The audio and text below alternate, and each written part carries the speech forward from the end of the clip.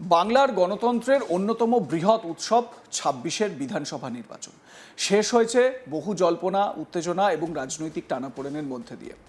Vote গ্রহণের পরবর্তী মুহূর্তেই সাধারণত যে বিষয়টি ঘিরে রাজনৈতিক মহল, বিশ্লেষক এবং সাধারণ মানুষের মধ্যে প্রবল আগ্রহ তৈরি হয় তা হলো বুথ ফেরত সমীক্ষা বা এক্সিট পোল। কে এগিয়ে, কার পাল্লা ভারী, কোথায় উলটপুরাণ, এইসব প্রশ্নের প্রাথমিক উত্তর খুঁজতে সবার নজর থাকে সমীক্ষা সংস্থাগুলির দিকে। কিন্তু এবার সেই চিরাচরিত ছবিতে বড়সড় ব্যতিক্রম দেখা গেল। দেশের অন্যতম নির্ভরযোগ্য সমীক্ষক সংস্থা অ্যাক্সিস মাই ইন্ডিয়া এমন এক সিদ্ধান্ত নিয়েছে যা কার্যত গোটা রাজনৈতিক মহলে চাঞ্চল্য সৃষ্টি করেছে। বৃহস্পতিবার প্রকাশিত এক প্রেস বিবৃতিতে সংস্থাটি স্পষ্ট জানিয়ে দিয়েছে, পশ্চিমবঙ্গ ২০২৬-এর বিধানসভা নির্বাচন নিয়ে তারা কোনো এক্সিট পোল প্রকাশ করবে না। এই ঘোষণা নিঃসন্দেহে অপ্রত্যাশিত, কারণ প্রতি নির্বাচনের পর এই সংস্থার পূর্বাভাসের দিকে সারা দেশের নজর থাকে। বিশেষ করে অতীতের একাধিক নির্বাচনে তুলনামূলকভাবে নির্ভুল পূর্বাভাস দেওয়ার জন্য তাদের একটি আলাদা গ্রহণযোগ্যতা বা পরিচিতি তৈরি হয়েছে। সেই জায়গা থেকেই প্রশ্ন উঠছে, হঠাৎ কেন এই সিদ্ধান্ত? সংস্থার তরফে জানানো হয়েছে, এই সিদ্ধান্তের পেছনে রয়েছে তথ্যের গুণমান এবং পরিসংখ্যানগত বিশ্বাসযোগ্যতা নিয়ে গুরুতর উদ্বেগ। অর্থাৎ তারা যে তথ্য সংগ্রহ করেছে তা বিশ্লেষণ করে নির্ভরযোগ্য পূর্বাভাস দেওয়া সম্ভব হয়নি বলেই এই পদক্ষেপ। এক কথায়, তথ্য থাকলেও তা যথেষ্ট বিশ্বাসযোগ্য নয়, এই স্বীকারোক্তি খুব কম ক্ষেত্রেই শোনা যায়। অ্যাক্সিস মাই ইন্ডিয়ার কর্ণধার প্রদীপ গুপ্তা এ প্রসঙ্গে বিস্তারিত ব্যাখ্যা দিয়েছেন। তিনি জানিয়েছেন, গত ৭ দিন ধরে রাজ্যের ২৯৪টি বিধানসভা কেন্দ্রেই তাঁদের সমীক্ষক দল কাজ করেছে।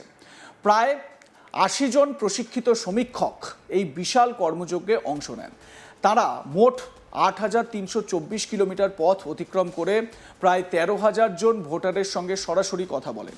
এই পরিসংখ্যান থেকেই বোঝা যায় সমীক্ষার পরিধি ছিল যথেষ্ট বিস্তৃত এবং পরিশ্রমসাধ্য। কিন্তু সমস্যা তৈরি হয় তথ্য বিশ্লেষণের পর্যায়ে এসে। সমীক্ষার ফলাফল খতিয়ে দেখে সংস্থাটি এমন একটি প্রবণতা লক্ষ্য করে যা এক কথায় নজিরবিহীন। মোট সাক্ষাৎকার দেওয়া ভোটারদের মধ্যে প্রায় ৭০% মানুষ তাদের ভোটের পছন্দ প্রকাশ করতে অস্বীকার করেছেন। অর্থাৎ প্রতি ১০ জনের মধ্যে ৭ জনই নীরব থেকেছেন। এই বিপুল নন রেসপন্স বা উত্তর না দেওয়ার হার কার্যত সমীক্ষার ভিত্তিকেই দুর্বল করে দেয়। সংস্থার দাবি, অতীতে ভারতের কোনো নির্বাচনে এত বেশি সংখ্যক ভোটারের নীরবতা লক্ষ্য করা যায়নি। সাধারণত কিছু শতাংশ মানুষ নিজের ভোটের পছন্দ গোপন রাখেন, কিন্তু তা কখনোই এত উচ্চমাত্রায় পৌঁছায় না। ফলে এবারের পরিস্থিতিকে তারা রেকর্ড নন রেসপন্স রেট বলেই উল্লেখ করেছে। এই প্রেক্ষিতে উঠে এসেছে একটি গুরুত্বপূর্ণ পরিসংখ্যানগত ধারণা, নন রেসপন্স বায়াস। সহজ ভাষায় বলতে গেলে, যখন বিপুল সংখ্যক মানুষ কোনো প্রশ্নের উত্তর দিতে অস্বীকার করেন, তখন যে তথ্য পাওয়া যায় তা আর পুরো জনগোষ্ঠীর প্রতিনিধিত্ব করে না। ফলে সেই তথ্যের ভিত্তিতে যে কোনো পূর্বাভাসই বিভ্রান্তিকর হতে পারে। অ্যাক্সিস মাই ইন্ডিয়ার মতে এই ঝুঁকি এতটাই বেশি ছিল যে তারা কোনোভাবেই দায়িত্বজ্ঞানহীন এক্সিট পোল প্রকাশ করতে চাননি। এই সিদ্ধান্তের পর স্বাভাবিকভাবেই নতুন করে আলোচনা শুরু হয়েছে। তবে কি পশ্চিমবঙ্গে এবার সাইলেন্ট ভোটার ফ্যাক্টর কাজ করছে? অর্থাৎ এমন এক বৃহৎ ভোটার গোষ্ঠী যারা নিজেদের রাজনৈতিক পছন্দ গোপন রেখেছে এবং শেষ মুহূর্তে ভোটের বাক্সে তার প্রতিফলন ঘটিয়েছে। এই ধরনের পরিস্থিতি সাধারণত নির্বাচনের ফলাফলকে অপ্রত্যাশিত করে তোলে। রাজনৈতিক বিশ্লেষকদের একাংশ মনে করছেন, এই নীরবতার পেছনে একাধিক কারণ থাকতে পারে। প্রথমত, ভোটারদের মধ্যে এক ধরনের অনাস্থা বা ভীতি কাজ করতে পারে, যার ফলে তারা প্রকাশ্যে নিজেদের মতামত জানাতে চাইছেন না। দ্বিতীয়ত, রাজনৈতিক মেরুকরণের পরিবেশ, অনেকেই নিজেদের অবস্থান গোপন রাখাকেই নিরাপদ মনে করছেন। আবার তৃতীয় একটি সম্ভাবনা উড়িয়ে দেওয়া যাচ্ছে না, ভোটাররা হয়তো ইচ্ছাকৃতভাবেই সমীক্ষাকে বিভ্রান্ত করতে চেয়েছেন। অ্যাক্সিস মাই ইন্ডিয়া যদিও এই বিষয়ে কোনো নির্দিষ্ট কারণ উল্লেখ করেনি, তবে তারা স্পষ্ট করেছে যে এই পরিস্থিতিতে কোনো পূর্বাভাস দেওয়া মানে দর্শকদের ভুল পথে পরিচালিত করা। সংস্থার বক্তব্য অনুযায়ী, ভুল তথ্য দিয়ে জনমনে বিভ্রান্তি তৈরি করাচ্ছে সমীক্ষা প্রকাশ না করারই বেশি দায়িত্বশীল সিদ্ধান্ত। উল্লেখযোগ্য বিষয় হলো, এই সংস্থার পূর্বাভাস সাধারণত রাজনৈতিক দলগুলির কাছেও গুরুত্ব পায়। লোকসভা হোক বা বিধানসভা, বিভিন্ন নির্বাচনে তাদের বিশ্লেষণকে অনেক সময় বেঞ্চমার্ক হিসেবেও ধরা হয়। বিশেষ করে সালের লোকসভা নির্বাচনের পর রাজনৈতিক পরিস্থিতি যখন নতুন মোড় নেয়, তখন ২৬-এর বাংলার ভোট নিয়ে তাদের পর্যবেক্ষণ জানার আগ্রহ আরও বেশি ছিল মানুষের। কিন্তু সেই প্রত্যাশার জায়গাতেই এবার এক প্রকার শূন্যতা তৈরি হয়েছে। কোনো সংখ্যাতাত্ত্বিক ইঙ্গিত না থাকায় রাজনৈতিক দলগুলি এখন সম্পূর্ণরূপে নিজেদের অভ্যন্তরীণ মূল্যায়ন এবং বুথ স্তরের রিপোর্টের ওপর নির্ভর করতে বাধ্য হচ্ছে।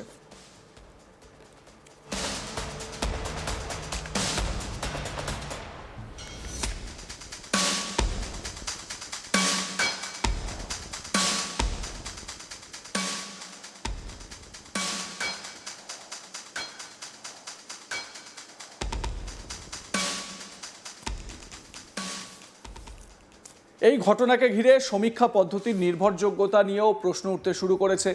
একদিকে যেমন বলা হচ্ছে সমীক্ষা সংস্থাগুলি হয়তো বাস্তব পরিস্থিতি ধরতে পারছে না, অন্যদিকে আবার এটাও বলা হচ্ছে ভোটারদের আচরণই এতটাই পরিবর্তিত হয়েছে যে প্রচলিত পদ্ধতিতে তাদের মনোভাব বোঝা কঠিন হয়ে পড়ছে। বিশেষজ্ঞদের মতে বর্তমান সময়ে ভোটাররা অনেক বেশি সচেতন এবং কৌশলী। তারা জানেন তাদের দেওয়া তথ্য কিভাবে ব্যবহার হতে পারে, ফলে অনেক ক্ষেত্রেই তারা ইচ্ছাকৃতভাবে তথ্য গোপন করেন বা বিভ্রান্তিকর উত্তর দেন। এই প্রবণতা যদি বাড়তে থাকে তাহলে ভবিষ্যতে এক্সিট পোলের কার্যকারিতা নিয়েই বড় প্রশ্ন উঠে যেতে পারে।